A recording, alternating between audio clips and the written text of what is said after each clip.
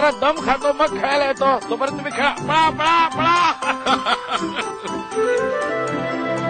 ही माझी कांता किती आनंदात दिसते ना. आजही मला आठवतंय नेहमीप्रमाणे या गार्डन मध्ये बरीच लहान मुलं खेळत होती. खेळा खेळा खेळा खेळा. मी तर माझ्या मुलांना स्पष्टपणे सांगितलंय की कांताबरोबर अजिबात खेळायचं नाही. का ग तू इतर मुलांबरोबर खेळायला का जात नाहीस? काका काका हिला एड्स आहे. अरे एकत्र खेळण्यामुळे किंवा वावरण्यामुळे एड्स होत नाही. HIV हा काही संसर्गजन्य रोग नाही. या मुलांना तुमच्या प्रेमाची आधाराची गरज आहे. त्यांना आपलंसं करा. स्वतःला HIV पासून जपा आणि तुमच्या मुलांना सुखकर आणि निरोगी आयुष्य द्या.